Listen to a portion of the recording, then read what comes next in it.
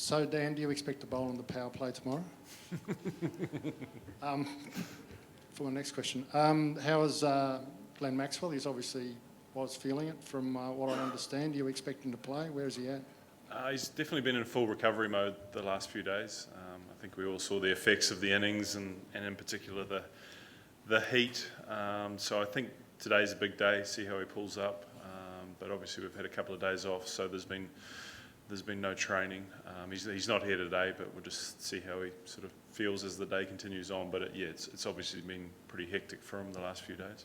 So will he have to do any sort of fitness tests or anything, or is it just a matter of how he feels on Saturday tomorrow? I think it'll be how it feels. I don't think it'll be a fitness test scenario. We understand that obviously now that the semi-final is pretty definitive in Kolkata on the 16th, that it will be a build towards that. And I think he does have a track record of being able to bounce back pretty quickly, even with some time away from the game. So I think, like I said, it will depend on how today goes and then make a decision. Being a day game as well, will probably be tonight they'll make the call. Coach, everyone's rightfully raving about Maxwell the batter, but can you just give an insight about Maxwell the spinner? How, as in, the work that has been put in by all of you to ensure that he has emerged as one of the most effective yet economical spinners in the tournament?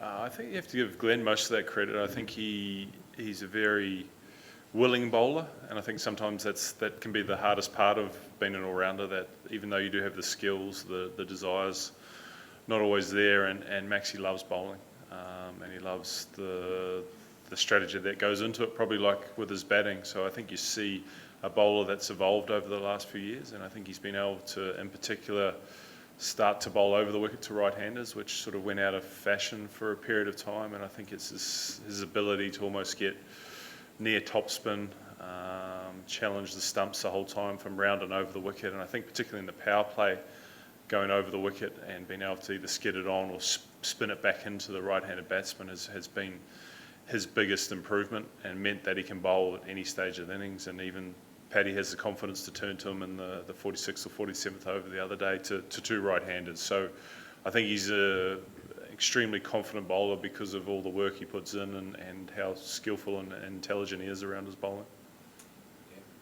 Okay, Dan.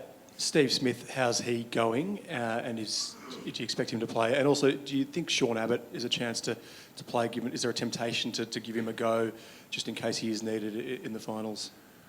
I think if you take it all the way back to the start, to try and get those three fast bowlers through 9 games in a short period of time, we always probably presumed that would be a tough challenge. So Sean was always in the picture as a potential replacement for one of them. So I think that'll come into the equation once again. I think just weighing up how everyone comes through these last few days. But I don't think it'll be a case of trying to play a game just for the sake of it. It'll be a case of if one of those 3 fast bowlers needs a bit of a break. Steve Smith, I'm probably Cole, you're better to answer that than me. I'm not really up to speed with smudges. I don't talk to the batters.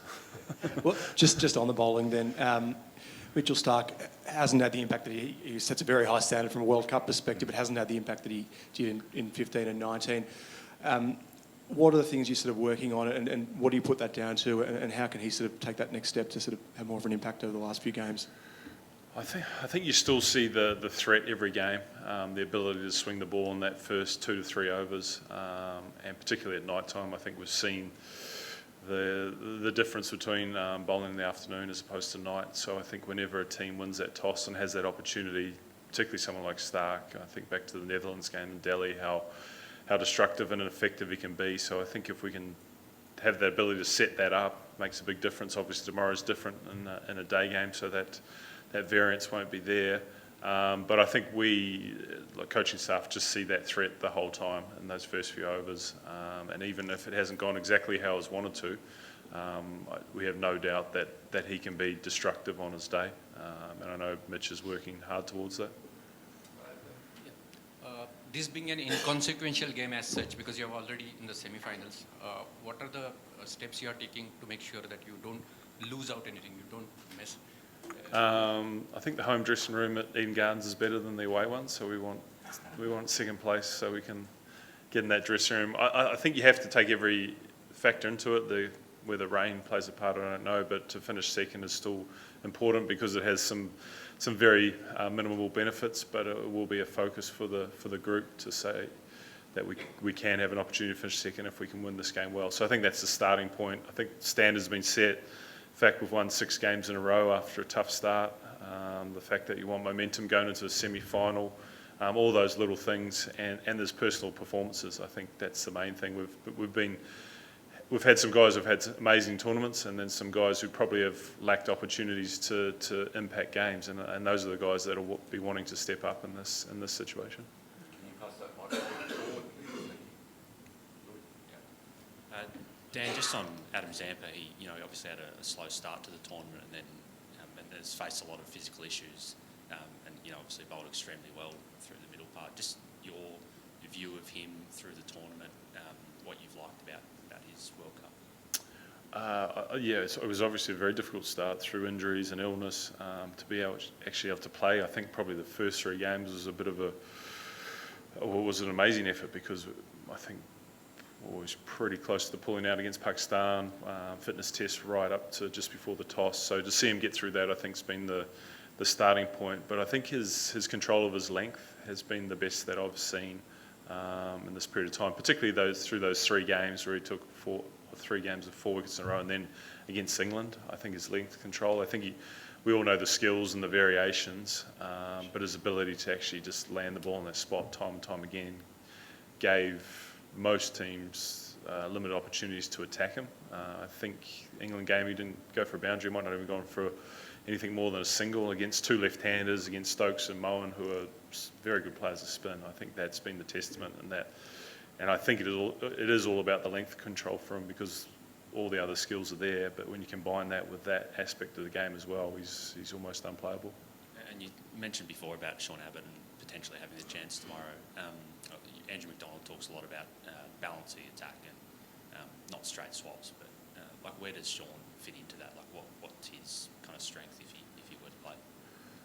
Well, I think he's covered all bases for Australia in the past. I think back to the top end series a little while ago. I think he opened the bowling, did exceptionally well. We know his strengths from Big Bash, being able to bookend an innings, back-end innings, and I think the role that we've most liked for our fast bowlers is that ability to come back through the middle stages and be an attacking option. I think if he gets the opportunity, he'll definitely jump into that role. So probably outside of the power play and looking to be a wicket-taking option for us, because I think we've seen throughout the tournament it's very difficult to stop batsmen scoring apart from taking wickets, and that's been a real focus for us as a bowling group. Hi, Coach.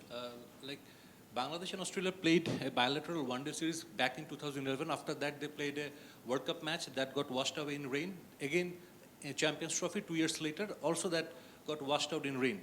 The only match got result in last World Cup. Do you think these 2 sides should play more often? Because Australia are a very 5-time world champions, but Bangladesh are developing side. So what's your thought on that? I think most teams are grappling with the schedule and how busy it is.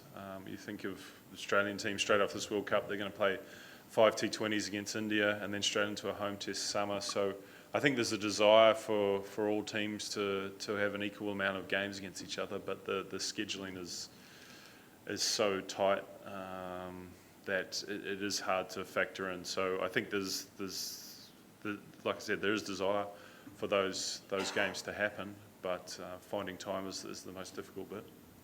Time for a few more.